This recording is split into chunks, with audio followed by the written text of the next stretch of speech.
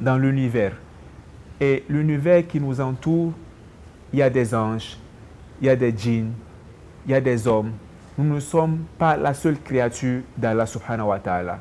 C'est dans ce sens que lorsque nous voulons connaître mieux qui est Allah, nous devons méditer sur ses attributs. Nous devons davantage faire l'effort de lire le Coran, qui est son message. Actuellement, nous lisons plus les paroles des hommes à travers les médias, à travers la musique, que la parole d'Allah subhanahu wa ta'ala. Pour régler un problème, nous les musulmans, nous cherchons les solutions dans nos parlementaires. C'est une chose bien, mais avant tout, nous devons oublier et mettre en première position notre identité religieuse. Et la fraternité musulmane actuellement se vit seulement de bouche. Nous devons aimer le prochain plus que soi-même. Et parvenir à cette finesse et ce comportement, moi personnellement, c'est de l'effort. Et cet effort se gagne lorsque nous fréquentons les personnes pauvres et que nous ne voyons pas les personnes riches. Et pour mieux maîtriser cette fraternité islamique, d'abord, je dois fréquenter les mosquées pour les 5 prières. Et c'est là-bas que la fraternité s'augmentera. Pour mieux comprendre cette fraternité, le jeûne du mois de Ramadan, je dois l'accomplir et faire l'effort de nourrir et de faire don d'une nourriture à quelqu'un qui a jeûné.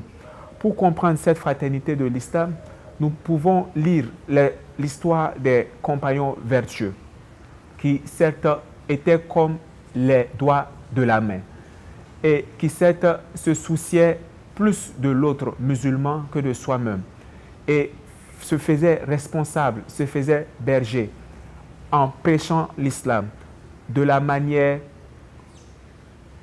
verbale, de la manière écrite et de la manière comportementale. Nous devons aussi savoir que le pèlerinage est le 5e pilier de l'islam et tout est facilité en islam. Par exemple, vous saviez que vous n'avez pas les moyens pour vous rendre au Hajj. Moi particulièrement, je n'ai pas les moyens.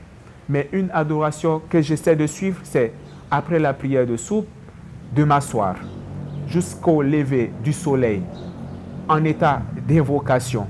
Et c'est en ça que le prophète sallallahu alayhi wa sallam, dans un de ses hadiths, dit « Celui qui, après la prière de soupe, s'assoit en zikr jusqu'à le lever du soleil, puis fait 2 rakats, il a les mérites de celui qui a fait la Umrah et avec lui. » Donc, nous ne devons pas avoir comme prétexte que nous n'avons pas les moyens matériels pour adorer Dieu. Au contraire, nous devons prioriser le fait que j'ai la santé et que cette santé est plus importante et plus valeureuse que toute la terre et ce qu'elle contient.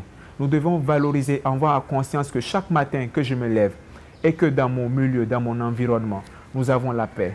Et nous avons aussi ce minimum qui nous suffit, c'est déjà suffisant pour pouvoir remercier Dieu.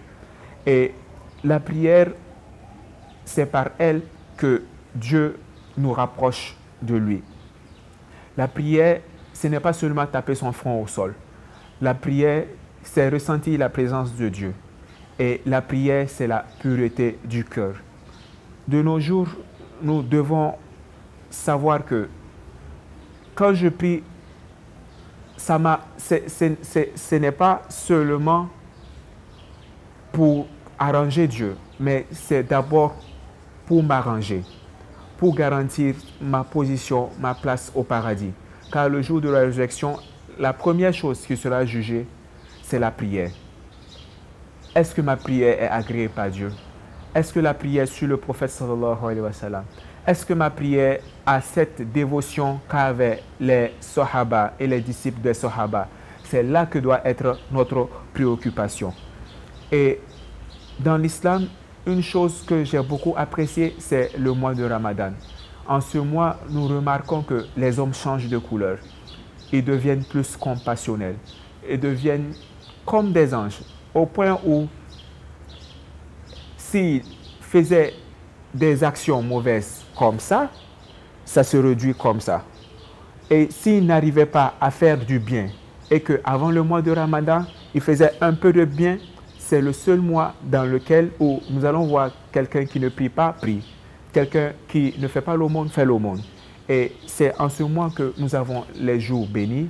Et c'est en ce mois que Dieu fait de sorte qu'une petite action est récompensée et centuplée. Jusqu'à ce que nous puissions savoir que tellement il veut du bien à la communauté, à notre communauté, à la communauté du prophète sallallahu alayhi wa sallam. Donc c'est dans ce sens aussi que l'homme doit vivre son humanité en s'épanouissant avec les règles de l'islam. Une chose qui m'a marqué et a marqué ma famille, c'est les vêtements que l'islam nous conseille. Il nous conseille de cacher nos parties intimes. Il nous conseille d'avoir de la pudeur.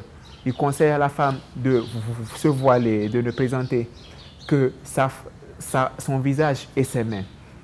Et c'est dans ces habits amples que nous comprenons que Dieu veut que nous menions une vie vertueuse. C'est pour ça que nous devons et nous faisons le doigt, moi personnellement, que Dieu rende notre extérieur vertueux et rend notre intérieur meilleur que notre extérieur. Et le paradis existe et l'enfer existe.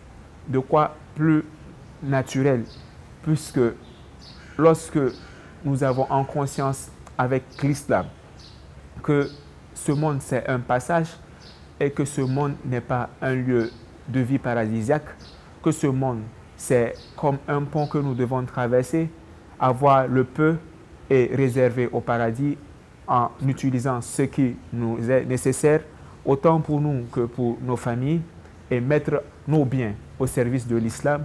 Nous comprenons alors que Dieu veut pour la communauté de Mohammed une vie du juste milieu.